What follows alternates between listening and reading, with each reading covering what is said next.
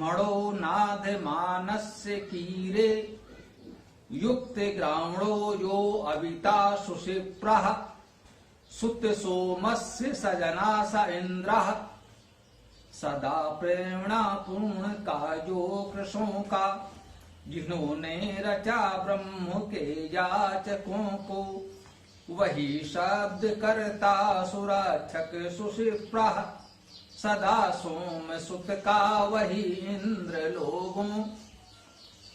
वह इंद्र अर्थात परम ऐश्वर्यवान परमेश्वर कैसा है, इसकी चर्चा हम लोग इस इंद्र सूक्त में कर रहे हैं। तो इस मंत्र में बताया जा रहा है यो अर्थात जो रध्रस्य पूर्णता का, रद धातु का अर्थ पूरा करना मुख्य रूप से है। इसमें पक्व होना, शुद्ध होना, निर्दोष होना के अर्थ भी हैं। तो जो पूर्ण है, निर्दोष है, निर्दोष होगा तभी तो पूर्ण माना जाएगा। जो दोषों से ग्रस्त है उसे हम पूर्ण मनुष्य भी नहीं कह सकते। यहां तो हम परम ऐश्वर्यवान की, उस परमेश्वर की चर्चा कर रहे हैं। तो वह रध्रस्य पूर्ण का, निर्दोष का, चोदिता प्रेरित करने वाला है। जो पूर्ण है, निर्दोष है, उसको उसकी प्रेरणा मिल रही है, मिलती है, मिलनी चाहिए। तो एक संदेश ये कि उस ईश्वर से जुड़ने के लिए, उस परमेश्वर की प्रेरणा, उसका मार्गदर्शन सानिध्य प्राप्त करने के लिए हमें निर्दोष होना चाहिए, पूर्ण होना चाहिए। वैसे ये तो सत्य है कि पूर्ण वह परमेश्वर ही है। हम पूर्ण तो नहीं हो सकते, उस दिशा में प्रयास तो कर सकते हैं। हम 100% निर्दोष नहीं हो सकते, परंतु यथासंभव दोषों से बचने का प्रयास तो कर सकते हैं। अपनी सामर्थ्य भर हम दोषों से बचें, निर्दोष होने का प्रयास करें, इतना तो कर सकते हैं। तब हमें उसकी प्रेरणा प्राप्त होती है। तो जो पूर्ण है, निर्दोष हैं, उनको प्रेरणा मिलेगी, केवल उनको नहीं। यह कृशस्य, यह अर्थात जो कृशस्य, जो कृष का, जो कृष है, कृष का सामान्य अर्थ हम लोग जानते हैं। जो दुर्बल होते हैं, सूक्ष्म होते हैं, कहते हैं कृष काय, वो कृष है। जो दीन दुर्बल हैं, यहां ये भाव ग्रहण करना चाहिए, वो उनको भी प्रेरित करने वाला है। एक अर्थ में ले सकते हैं कि जो पूर्ण है, परिपक्व हैं, पक्व होना भी अर्थ आया है रद धातु में। तो जो पूर्ण है, परिपक्व हैं, निर्दोष हैं, वो भी उसके हैं। और जो कृश हैं, दीन दुर्बल हैं, वे भी उसके हैं। वेद दोनों की बात कर रहा है। दीन दुर्बलों की उपेक्षा करके कैसी पूर्णता, कैसे हम निर्दोष हो सकते हैं, ये कैसे संभव है? तो समाज में जो कृषकाय हैं, दीन दुर्बल हैं, उनको भी साथ लेकर चलें। इसी में हमारी पूर्णता है और इसी पूर्णता से हम निर्दोष हो सकते हैं और उस परमेश्वर की प्रेरणा, उसका सानिध्य प्राप्त कर सकते हैं। उसकी कृपा, उसका तेज प्रकाश, वह अध्यात्म, उस ज्योति को, उस आनंद को अनुभव कर सकते हैं। जो ब्रह्मणो नाथ मानस्य कीरे, सम्य षष्ठी का प्रयोग है, अर्थात वो इन सब लोगों को प्रेरित करने वाला है। यो अर्थात जो ब्रह्मणो, वो ब्रह्मन को प्रेरित करने वाला है। ब्रह्म शब्द ब्रह्मवर्धने धातु से बनता है। अर्थात ब्रह धातु का अर्थ हुआ वृद्धि होना, ये उसका मुख्य अर्थ है। बोलना शब्द करना भी इसका अर्थ है। उठाना उद्योग करना भी इसका अर्थ है। ब्रह धातु में इतने विशिष्ट अर्थ हैं, इसीलिए हम परमेश्वर को मुख्य रूप से ब्रह्म भी कहते हैं। वह वृद्धिगत है, सबसे बड़ा तो है ही, अभिवृद्ध है, वर्धित है, सबसे बड़ा है, इसलिए ब्रह्म है। वह सबको बढ़ाने वाला है, उठाने वाला है। उद्योग करना का अर्थ भी है ऊपर ले जाना, लोगों को उठाना, ये इस ब्रह्म शब्द का अर्थ है, ब्रह धातु का अर्थ है। तो जो लोगों को बढ़ाता है, उठाता है, वह ब्रह्म है। इसके साथ ही इसमें अर्थ है शब्द करना, बोलना। लोगों को यदि उठाना है, बढ़ाना है, तो शब्द करना पड़ता है, उन्हें सिखाना बताना पड़ता है, उपदेश करना पड़ता है।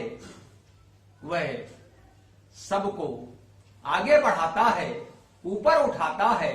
इसके लिए वो उचित मार्गदर्शन शब्द करता है, उपदेश करता है, निर्देश करता है। तो ये शब्द करता जो है वह भी इस ब्रह्म का प्रमुख लक्षण है। वृद्धि करना, शब्द करना, उठाना, बढ़ाना, ये अर्थ हुए ब्रह धातु के। तो ब्रह्मणो अर्थात इन गुणों से युक्त का, हमको उस ईश्वर को प्राप्त करने के लिए इन गुणों को भी धारण करना है। अब तक हमने जो चर्चाएं की, रध्र पूर्ण निर्दोष होना, कृशस जो दीन दुर्बल हैं उनका भी ध्यान रखना, जो ब्रह्म है अर्थात हमें वो ब्रह्म के गुण भी अपनाने हैं। लोगों को आगे बढ़ाना है, उठाना है, शब्द करना है। जिनको उचित मार्गदर्शन की आवश्यकता है उन्हें हम उचित मार्गदर्शन करें, विद्या का दान करें। यह इसमें अर्थ समाहित है। नाधमानस्य कीरे, नाधमान, इस नाद धातु का अर्थ है याचना करना। जो याचना करने वाले हैं, याचक हैं। हाँ, जब हमने पहले ही चरण में चर्चा की रध्रस्य जो पूर्ण है, निर्दोष हैं, तो तुरंत उसी के साथ कहा कृशस्य जो दीन दुर्बल हैं। जो हमने कहा जो ब्रह्म हैं, बड़े हैं, उठाने वाले, बढ़ाने वाले, सामर्थ्यवान हैं, तो साथ में कहा नाथ मानस्य जो याचना करने वाले हैं, याचक हैं, अर्थात साधनहीन हैं, याचना कर रहे हैं, उनका भी ये महत्वपूर्ण है। ये द्वैत है, कह सकते हैं परस्पर विरोधाभास है। समाज में विभिन्न प्रकार के लोग हैं, हमें सबका ध्यान रखना है। वो सबकी बात कर रहा है। यदि आज की शब्दावली में कहें तो उद्योगपति भी, उनका कर्मचारी श्रमिक भी, विद्वान भी, भिक्षुक भी, हर स्तर के लोग उसके अपने हैं। वो किसी एक का नहीं, किसी एक वर्ग का नहीं। उस परमेश्वर के समक्ष तो सब एक समान हैं। जब हम उसके साथ आ जाते हैं, कहते हैं ना कोई बंदा रहा और ना कोई बंदा नवाज, उसके समक्ष तो चक्रवर्ती सम्राट भी उसी स्तर पर है जिस स्तर पर नाधमान याचक है। तो जो ब्राह्मण हैं, बड़े हैं, और जो याचक हैं, कीरे, कीर धातु से ही बनेगा, करने वाले। हाँ, ब्रह्म है, नादमान है, याचक हैं, और कीरे करने वाले। जो कुछ करते हैं, निष्क्रिय तो नहीं रह सकते। जितनी जिसकी सामर्थ्य है उसके अनुसार कुछ करते रहें, अपने सामर्थ्य भर करें, थोड़ा करें, बहुत नहीं कर पा रहे हैं तो कुछ करें, तो जितना कर सकते हैं उतना करें। नादमानस की रेह, ये भी षष्ठी में है, कर्म करने वालों का, कर्मशीलों का। युक्त ग्रामीणों, युक्त हम जानते हैं संयुक्त, जुड़ा हुआ, ग्रामीणों अर्थात शब्द वाणी। गुरु धातु का अर्थ भी शब्द करना है ग्रामीणों में, गो का अर्थ भी शब्द करना है, तो ग्रामीणों है, गुरु शब्द करना धातु है। युक्त ग्रामीणों, जो शब्द युक्त हैं, विद्या युक्त हैं, वाणी युक्त हैं, जिनके पास उत्तम शब्द, वाणी, विद्या है। युक्त ग्रामीणों, यो अर्थात जो, अविता, अविता अर्थात और रक्षणे धातु है, और धातु का मुख्य अर्थ रक्षण करना, पालन करना है। यो अविता अर्थात रक्षण करने वाला, पालन करने वाला। तो जो शब्द युक्त है, अर्थात सहज भाव से कह लें जो जानकार है, विद्वान है, जिसने विद्या पढ़ी है। युक्त ग्रामीणों, यो अविता, जो रक्षक है, पालक है। सुशिप्रः, जो उत्तम क्षरण करने वाला भी है। शिप धातु का अर्थ क्षरण करना भी है, इसका एक अर्थ योग्य होना भी है। सुशिप्रः, सु अर्थात उत्तम, शिप्रः क्षरण करने वाला और योग्य व्यक्ति। तो हम कहें कि भाई क्षरण करने की बात क्यों कर रहे हैं? हाँ, जो दोष दुर्गुण कसाय कलमश हो जाते हैं उनका क्षरण करना होता है। घर में जो भी कूड़ा करकट कचरा एकत्र हो जाता है तो उसको हटाना होता है, तो क्षरण की भी आवश्यकता होती है। जैसे पहले निर्दोष का प्रयोग हुआ, दोषों का क्षरण करना, तभी तो निर्दोष होंगे। तो क्षरण करना है, तो जो कुछ अनुचित है, अलाभकारी है, हानिकर है, उसका क्षरण करना, और यह तब संभव है जब योग्य भी हो। इसलिए इसमें दोनों ही अर्थ समाहित हैं, योग्य होना भी है। आप में ये योग्यता होनी चाहिए कि क्षरण करें तो किसका करें, उपयोगी का क्षरण न कर दें, हितकारी का क्षरण न कर दें, तो जो हानिकर है उसका क्षरण करें और योग्यता प्राप्त करें, जिससे हम उचित निर्णय ले सकें, उचित का रक्षण करें, उचित का क्षरण करें। हमें अविता, रक्षक पालक होना है और इतना योग्य होना है कि हम जो दोष दुर्गुण हैं उनका क्षरण कर सकें। सुत सोमस्य सजना से इंद्रः, सुत, सु ऐश्वर्य धातु है और सृजन करने के अर्थ में भी यह है। सु धातु का अर्थ है उत्पन्न करना, ऐश्वर्य होना। तो सुत का अर्थ हुआ जो सृजनशील है, जो ऐश्वर्यवान है, जो सृजन करता है, ऐश्वर्य का अधिकार उसको है। ऐश्वर्य का अर्थ है शासन, सत्ता होना, शासन का अधिकार होना, यही ऐश्वर्य है। तो सुत सोमस्य, सुत का अर्थ हुआ ऐश्वर्यवान और सृजनशील। सोम शब्द में भी यही सु धातु तो है, परंतु विशेषता है सुत सोमस्य दो क्यों कहे, एक से चल जाता। सु धातु इसमें भी है और सो धातु इसमें भी है। यहां सुत है, ता प्रत्यय है, अर्थात वो ऐश्वर्य और सृजन से युक्त है। सोम में मां प्रत्यय है, जैसे क्रिय से कर्म, ध्रिय से धर्म, जन से जन्म, अर्थात उसी को भाव रूप दे दिया गया क्रिया को, और सो कहा है। तो सो में सु धातु है, सु और सु दोनों धातुएं होंगी। तो सृजन ऐश्वर्य और सुप्रेरणे धातु है, प्रेरणा का अर्थ भी इसमें है।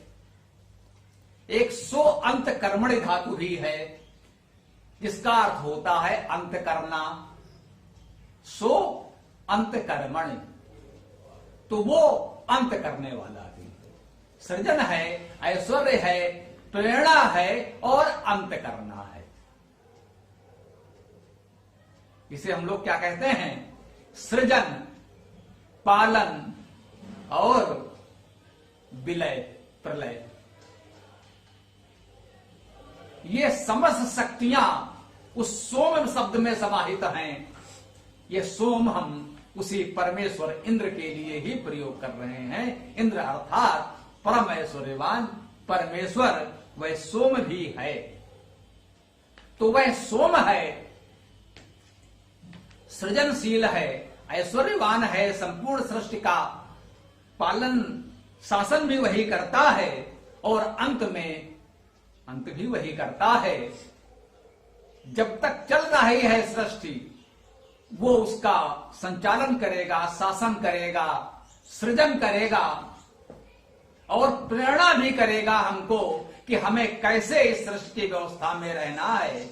वो प्रेरणा भी देगा। और चूंकि इस सृष्टि का सृजन हुआ है, जन्म हुआ है, इसलिए इसका अंत मरण भी निश्चित है। जो जन्मा है वो मरेगा, जिसका जन्म होता है उसकी मृत्यु भी निश्चित होती है। भले ही जीवन काल कितना भी लघु या दीर्घ क्यों न हो, एक दिन ये पृथ्वी, सूर्य, सौरमंडल, ब्रह्मांड सबको समाप्त होना है, अंत होना है। तो वह उस सब का अंत करने वाला है। तो सोम शब्द का अर्थ हुआ सृजन, ऐश्वर्य, प्रेरणा और अंत। इन सब का सुख है वो, इन सब से युक्त है वो। और जो लोग इन गुणों को अपने जीवन में अपनाना चाहते हैं, उन सब का प्रेरक है, प्रेरणा देने वाला है। जो मंत्र के प्रारंभ में आया कि इन गुणों के लोगों को वो प्रेरणा देता है, अर्थात ईश्वर का संदेश, ईश्वर का मार्गदर्शन, उसके सद्भावना, प्रेरणा, दिशा निर्देश उनको प्राप्त होते हैं जिनमें ये गुण होते हैं। और अंत में कहा स जना स इंद्रा, जो ऐसा करता है, जो इन गुण वालों को प्रेरणा देता है, हे लोगों वही इंद्र है। स जना से इंद्र, हे लोगों वह इंद्र है, परम ऐश्वर्यवान है, परमेश्वर है। वो एक है, एकमात्र है, वही परमेश्वर है। उसे जाने, समझें, अपने भावना के अनुसार साधना, उपासना, प्रार्थना करें, उसके साथ जुड़े रहें, तो इसी में हमारे जीवन की सार्थकता है। ओम शांति।